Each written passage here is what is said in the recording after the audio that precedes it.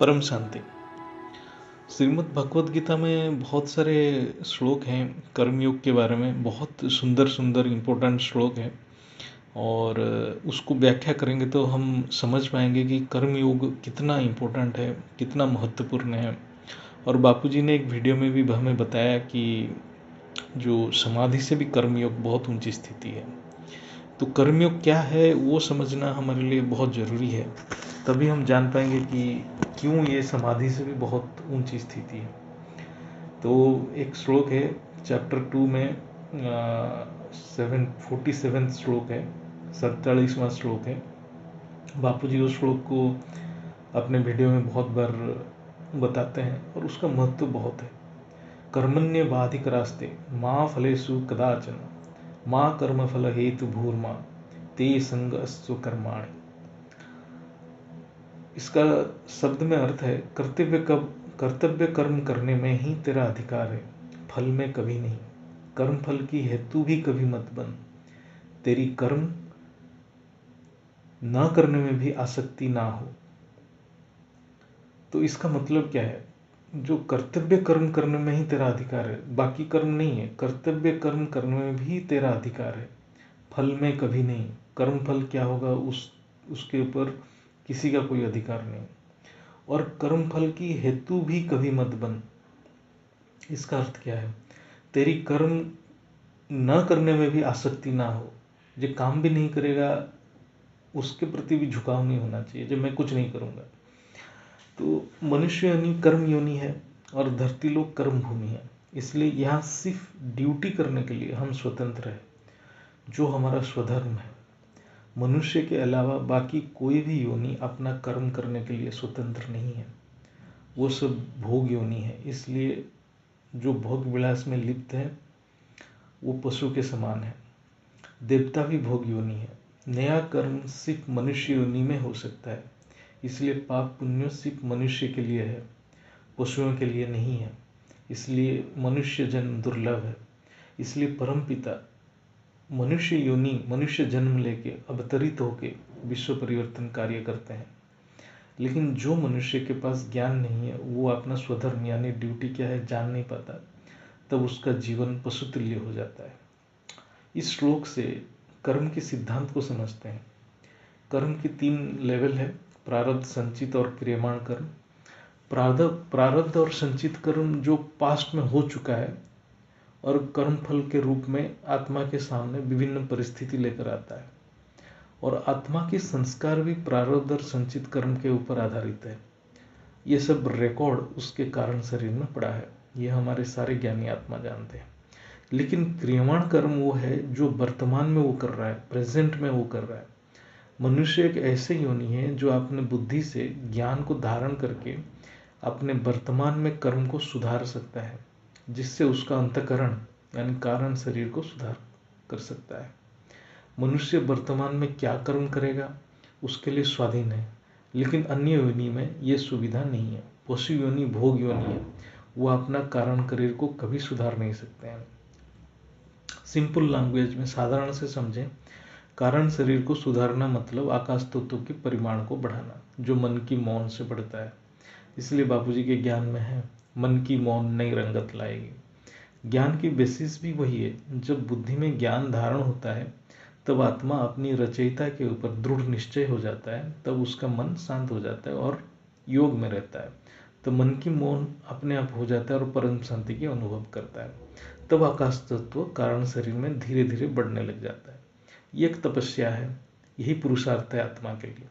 इसलिए मनुष्य योनि बहुत मूल्यवान है, जो कर्म से सुधार सकता है। जो मनुष्य अपना स्वधर्म नहीं कर रहा है वो पशु योनि के बराबर है। और फिर मनुष्य शरीर भी उसके लिए मूल्यहीन है, कोई मूल्य नहीं है ऐसे आत्मा के लिए। इसलिए श्लोक में है, मनुष्य कर्म करने के लिए स्वतंत्र है, लेकिन फल के ऊपर कोई अधिकार नहीं है। जैसे ही कुछ लोग बोलते हैं कि वो इतना अच्छा काम कर रहा है फिर भी उसके परिस्थिति सुधार नहीं रहे, इसका उत्तर ये श्लोक में है। परिस्थिति दोनों पास्ट यानी संचित कर्म और प्रेजेंट यानी क्रियमाण कर्म के ऊपर निर्भर है, और आत्मा अपना बुद्धि का उपयोग कितना कर रहा है वर्तमान कर्म करने में। इसलिए ज्ञान को धारण करने से आत्मा में बुद्धि का विकास होता है और अपना स्वधर्म समझ पाता है और कोई भी परिस्थिति में अपना स्वधर्म नहीं छोड़ता है। तब आत्मा कर्मफल की कोई इच्छा के बिना अपना स्वधर्म निभाता है और कर्मयोगी बन जाता है। इसलिए इस श्लोक में है कि माँ फलेषु कदाचन, फल में तेरा किंचित मात्र भी अधिकार नहीं है। कुछ आत्मा बोलते हैं कि मैं इतना योग लगाता हूँ, कहीं कुछ होता तो है नहीं। जब आत्मा ऐसे सोचता है फिर अपना स्वधर्म से विमुख हो जाता है। इसलिए आत्मा सिर्फ पुरुषार्थ करने के लिए स्वतंत्र है, ना कि इसका क्या परिणाम होगा या क्या फल मिलेगा वो निर्णय उसके हाथ में नहीं है। वो निर्णय उसका वर्तमान में पुरुषार्थ और संचित कर्म दोनों अपने आप करेंगे। जिसका संचित कर्म कम है और भारी कर्म कम है, संचित कर्म भी कम है, भारी कर्म भी कम है, उसको परमार्थ जल्द मिलेंगे। और जिसका संचित कर्म ज़्यादा है और विकर्म बहुत है तो उसको समय लगेगा। लेकिन पुरुषार्थ कभी नहीं छोड़ना चाहिए। पुरुषार्थ छोड़ने से वो अपना स्वधर्म नहीं कर रहा है, इसलिए अलवेला कभी नहीं होना, ये ज्ञान का पॉइंट है। फिर इसमें है माँ कर्मफल हेतु भू। इसका क्या मतलब?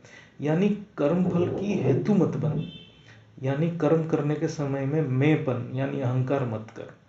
जैसे हम सब बोलते हैं कोई भी काम करने के समय में बापूजी के द्वारा, यानी हम अपने को निमित्त समझें, अहंकार ना रखें कोई भी कर्म करने से समय।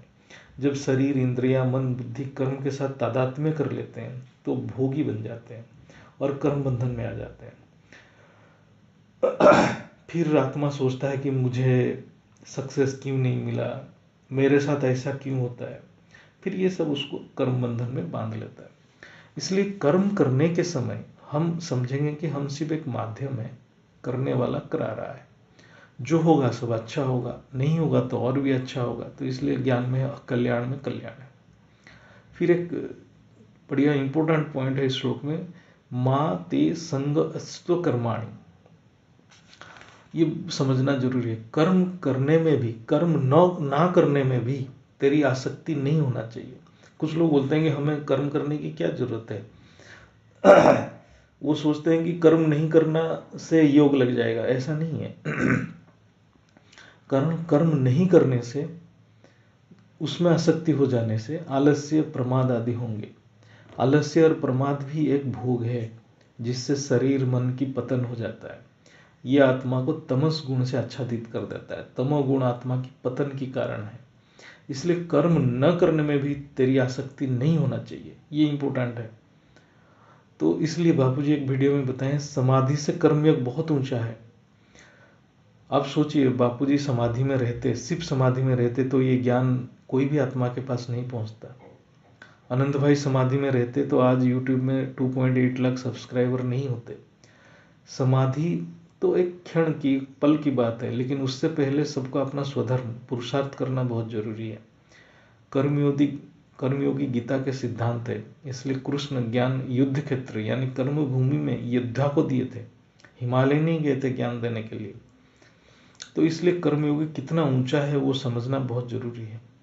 पुरुषार्थ का मतलब अपना अंतकरण को शुद्ध करना, वही कर्मयोगी का काम है। हद की कर्म करते करते भी अपना पुरुषार्थ को बंद नहीं करेगा, जो नहीं करेगा वो कर्मयोगी है। तो जस्ट इसमें ये श्लोक बहुत इंपॉर्टेंट है, इसको गहराई से समझें, बार बार पढ़ें तो कर्मयोगी क्या है उसको समझ में आ जाएगा। और ये बापूजी बहुत बार इस श्लोक को दोहराते थे जब ज्ञान, उनके वीडियोज में, ज्ञान के वीडियोज में, परम शांति, परम शांति, बेहद की परम शांति, बेहद की परम शांति, बेहद की परम शांति। सोचो, बोलो परम शांति। Join us daily for live meditation, 10 p.m. to 11 p.m. on YouTube Live. Subscribe now. Website www.paramshanti.org. Email us anant@paramshanti.org. Like, share, subscribe. Join today. बेहद की